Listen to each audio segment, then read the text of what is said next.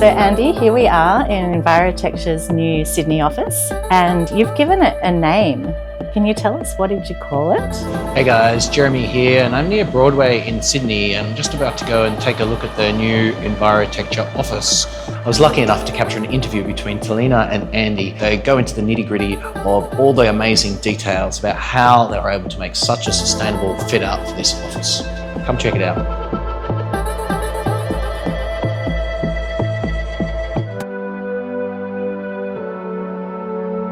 Envirotecture, designing brilliant buildings for people and planet. I've called it Not Nothing New. Not nothing new. What does that mean? So when we first found the place and were about to move in and realised that we were going to need to do some work to make it kind of usable for us, I set ourselves this goal of not using anything new. And to be honest, I knew it was unrealistic in a practical sense, but it was an aspiration, and you know, life is full of aspiration, or should be. And so it was trying not to use anything new. We have used new things. This is no huge surprise to me or to anyone else. But the idea was not to, and therefore the not nothing new in brackets is really around that sort of that dance between the aspiration and the reality, but also it's not nothing, because it was still really damn hard to do what we did do, but we didn't get to the full end point. But that's almost everything in life.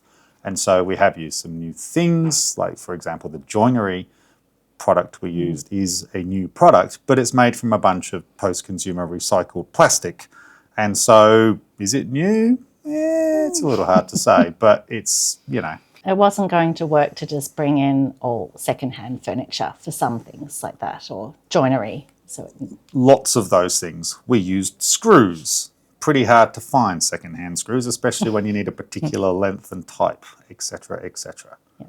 So it's an existing building. Yes. A heritage building. So that comes with a bunch of challenges as well. So what have you built inside? Tell us a bit more about the building. Okay. So the building itself is an old warehouse building that was originally part of Grace Brothers, or one of those department store kind of people.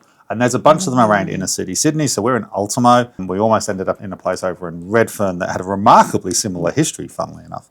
A large brick building. Everything inside of these brick buildings is timber, so timber structure, timber floor, big timber columns that you can see kicking around. We ended up with a 71 square metre rectangle. It had a kitchen in it already that was perfectly functional, so we've left that alone. And then we've built this room that we're sitting in now as our main meeting room.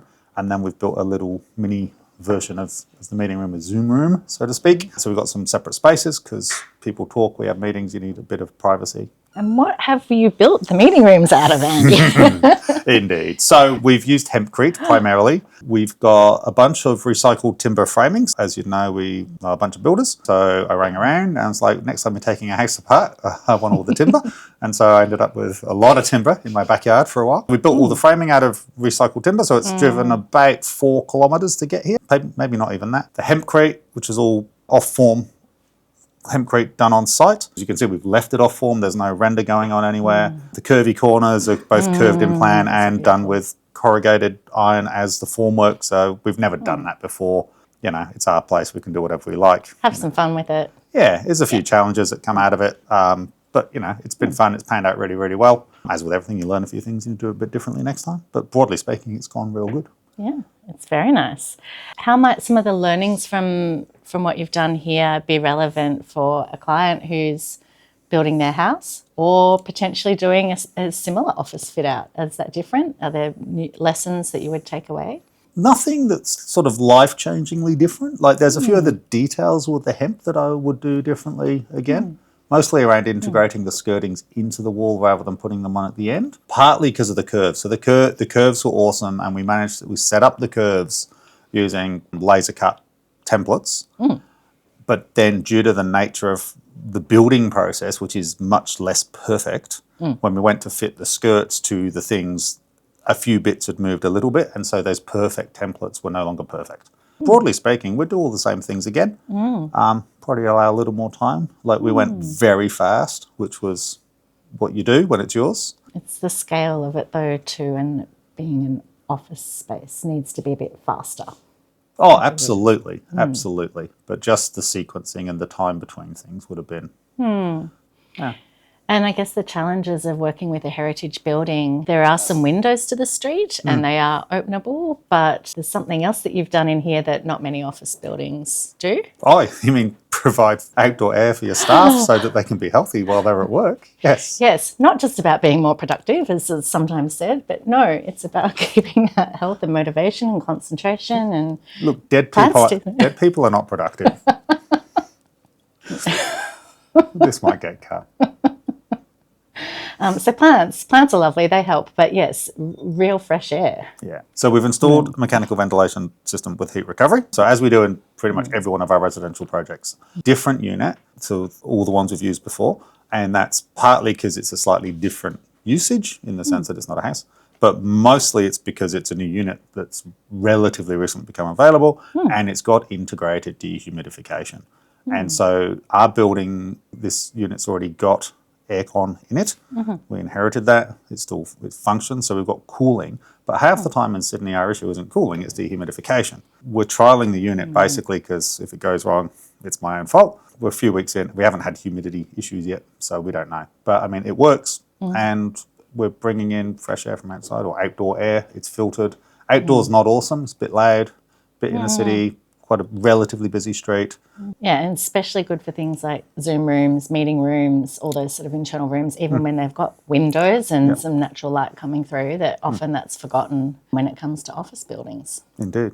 Ironically, started working on our first commercial interiors project about 2 weeks ago. It was just odd timing, but one of their main complaints is their meeting rooms are terrible because they are windowless boxes, which they're not worried about the windowlessness, but they're worried because the air quality is crap and people don't like being in there for more than 40 minutes. The other thing about some of these materials, that really speaks to this idea of biophilic design. So, you talked about the mechanical ventilation and some of the building science that we put in for a lot of our passive house projects, but the biophilic design, did you want to speak to that too and why that was important?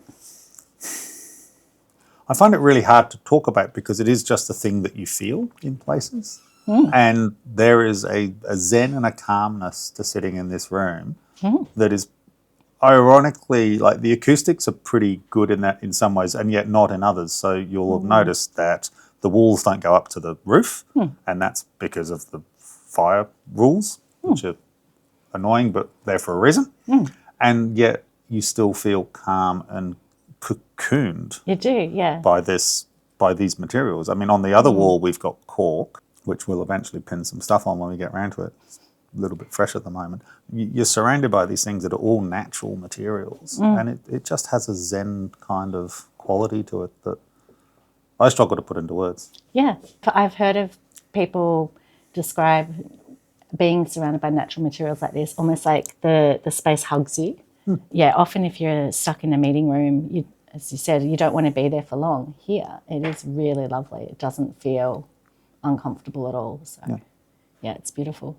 And when it comes to some of the acoustic insulation you have installed, can you tell me a little bit more about how biophilic design has been a part of the material choices here? Sure.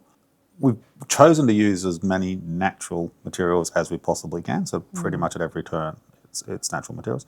Obviously the hemp's a huge part of it, both from a volume point of view, but just what you see is a lot of stuff there of the hemp. You can see the exposed framing from the timber, from the recycled timbers, but also on the other wall behind us we've got cork, and so cork has I won't say dubious reputation, but it's certainly associated with the 70s, which has a whole bunch of other flow-ons. But it's an awesome material. It's from a sustainability point of view, it's pretty damn good. And acoustically, it's good. It's soft. It's one of those things you like to hug because we've done the Hempcrete off form. Hugging it's not awesome in the long term because it's a bit delicate, and that's okay. It's also part of its story. It's going to age quite differently because of that. Whereas the cork, you can definitely go and give it a good hug in the morning.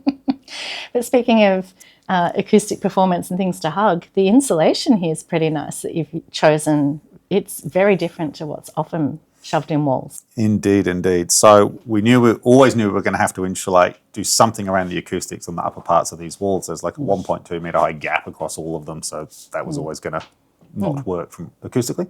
And so after much deliberation and a whole bunch of other sort of thought bubbles that ended up having enough problems to not pan out, We've ended up going with a recycled denim insulation. So it's a insulation batt that you'd put in the wall normally and normally cover up with gyprock or whatever. We've decided that partly because we're not allowed to cover it up, but also because it looks kind of nice. So far, we've only just done the little Zoom room as a bit of a test. Is it perfect? No, it was never going to be perfect, but it's pretty darn good. We made all the windows, the builder made all the windows. They're single glazed. And so the glass that we've used is actually the glass that was in the crappy aluminium framing that was in the building when we first got it.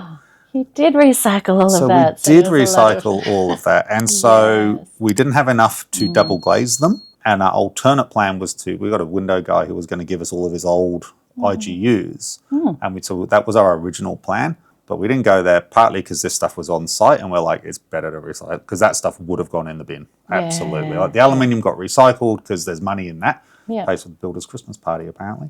And so we got to reuse the glass. So we're pleased with that, but the acoustics are less good. But then the doors aren't awesome, like acoustically. The secondhand, reclaimed. Yeah, but also not perfectly sealed. Like this isn't, these are not passive house airtight doors with triple seals on them. It didn't have to be that kind of a meeting room where it was that soundproof. It's a working office, but it's just having that bit of a barrier. I can see the rest of the team working out there on some beautiful desks. There's lovely green tops. There's some very special handles. There's a story to this as well. There's a story about everything, it turns out. Our desks out there are the desks that we had in the old office for the best part of 18 years. But there was nothing wrong with them. They just were a bit tired. They just weren't really gelling with what we had. We repainted the edges, lined them all with liner. We've managed to tie everything together from an aesthetic perspective quite nicely. They feel really nice. You don't need a mass mat anymore, it turns out. And so all the shelves, which are still a work in progress, they all get the lino as well. And the little handles? They're a nice touch. Yeah. So the handles were a bit of a pet project and I really enjoyed it. We had all this recycled timber. We also happened to have invested in a laser cutter, integral to every architecture office, it turns out, mostly so you can make stuff for fun. We make the handover books that we give to clients at the end of projects and there have always been a laser cut timber thing. So everyone in the office got to choose their own thing. So we've got some cockatoos, geckos, kookaburras, some whales, gum leaves on the big doors of the joinery. One of our delightful people, knowing that he had 5 drawers in his set of drawers, did 5 birds in different states of the wings flapping. It's nice on your own project that there's time to do something unique like that. There's all the cloudy things that the plants are sitting on top of the windows up there. Nothing's gone to waste. There's a little table just around the corner that's off the form that did the outer part of the curves, but the inner parts of the curves were all formed in one thing 2.4 metres high. They now have shelves in them. All the work really was done by Red Cedar Constructions, who have built a bunch of projects for us over the years, and one of our partners in the Passive House Design and Constructor. They did basically all the things that I didn't do, apart from the hemp. Nick Soden, Soden Building Solutions, did the hemp. So Red Cedar got to come along and they did some of the work on the hemp. They did all the prep work for it. They got a bit of a learning experience out of it as well. It was just fun, really. Is there anything you do differently? I'd integrate the skirting boards into the Hempcrete. When this is no longer an office, can things be removed and dismantled and taken away for its next life? Yeah, I mean, the vast majority of everything is screwed together, not nailed and glued together. I mean, the hemp, you can, and you don't do this, but you could hit it with a hammer and destroy it and then throw it in the ground and let it, return to nature. A good chunk of it could. So we use bamboo flooring, which is kind of ironic because we used it in the last office. And that was a big deal back then. It's a floating floor. I mean, you literally could come in on the weekend and remove the damn thing and put it somewhere else. So the table's formwork, but that's old. We've had this table for yonks. But all the skirting boards are made from the offcuts from the formwork. They were cut up in a very particular way. All the power's in behind it. There's all the cleats, which are set up for hanging the art on. They're a French cleat thing, so they do the hook over thing, but that's all the offcuts from the formwork because you worked out what were 8 sheets or whatever it was we needed. What are you going to do with it at the end? Really has been no waste. You're still amazed at how much you make. We tried really hard and there was still this much. And then it makes you think, gee, if I didn't try, how much worse would this have been? And plastic waste was the biggest thing. So in terms of volume, like the plastic waste associated with just everything that gets wrapped in plastic, shout out to Woolworths, who are back recycling plastic again. Our local council's trialling the plastic recycling at the moment. But it is interesting, the whole recycling plastic, because that's what the joinery was.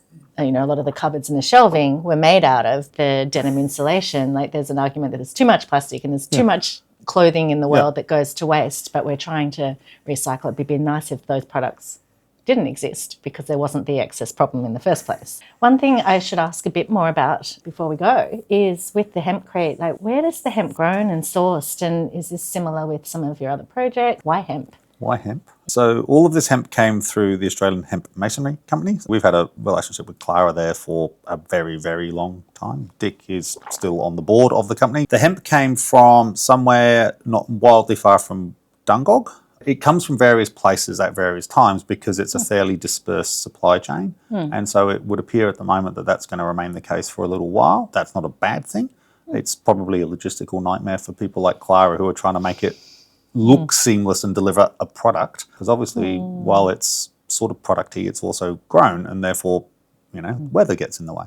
So it's her hemp with the binder that they make, so a lime-based binder with a few special secret ingredients, bit of local sand, bit of water, and that's about it. No colours. Went through the whole colour debate. Should we colour it? Shouldn't we colour it? And we went, you know what? There's enough going on.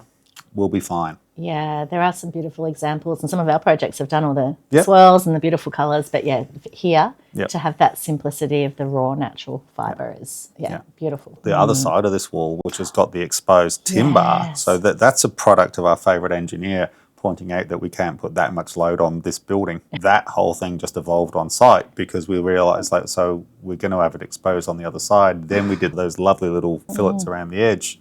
We're like, oh, we can do this. It took them a whole day to put the fillets in place. But it's beautiful, though, to have it all framed out. It's a very different feel to here. And then the rippled curves, not just a curve, but the corrugations of that is a bit special too. And seeing the way the material moves and... Yeah, because I had the idea for the corrugated curves, and I rang Nick and did the whole, hey, have you ever done this? He's like, no. It's like, that could be cool, eh? It's like, all right, let's give it a go. Maybe, maybe not, but that's where you can have fun and experiment and know what works. It's hemp. The great thing is if it would have gone royally badly wrong, you just hit it with a hammer, do it again. Don't recommend that as philosophy in life for buildings generally. No, but if you're going to hit anything with a hammer in a building, hemp's not a bad place to start. So much thought has gone into it. All these little decisions, so... I think that the things that really make it, and the things that I like, it's the little bits that I'm really kind of enjoying. I love the drawer handles. Like, I'm absolutely stoked with them. So the skirtings were the offcuts from the form ply, but the skirtings themselves had offcuts because they were all different, needed to be different layers. And so all the plant pots are sitting up on the offcuts from the skirting because in the last office, it turns out when you set plant pots on the bamboo floor for 18 years, eventually some of the moisture gets in and it stuffs the floor. And so they're all slightly elevated. There's a story to it's it all. extreme reuse. Stay tuned, more to come after a quick word from our sponsors. Learn more about building with hemp at the Hemp Building Directory, primary sponsor of Hempcrete in Australia Season 4. Connect with designers, suppliers and trades, find in-person and online events, and there are plenty of projects and videos too. And sign up for the monthly newsletter at hempbuilding.au. This video was brought to you by Envirotecture, designing brilliant buildings for people and planet.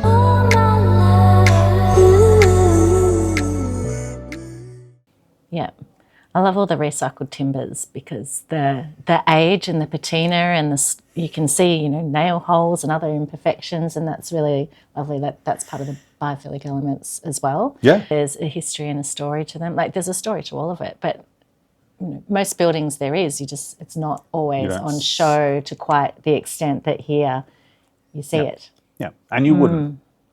Very few people would do this in a home. Like, it's not really homey in that sense. There's bits of it you would, but a lot of it it's like, but it suits what we're doing. And this is, design is always about context and use and purpose and all those things. So I think it's mostly hit just the right balance. Thank you, Andy, for sharing the story of our beautiful new Sydney office. It's been wonderful to learn more and share more about all the behind the scenes stuff that might not be evident. Thank you very much indeed, Talina. It's nice that you've come up to see it. What no one probably realises from this conversation is that it's our new office, it's finished, and it's the first time you've seen it at all. I know. So thanks for the trust, because it could have gone bad. No, well, it's been a collaborative effort, even though, yes, I'm based in Victoria. This is our Sydney team's office, so it's been great to see it all and be a part of that journey along the way as well. It does. It's been really good fun, and I'm really pleased with where it's ended up. That's beautiful.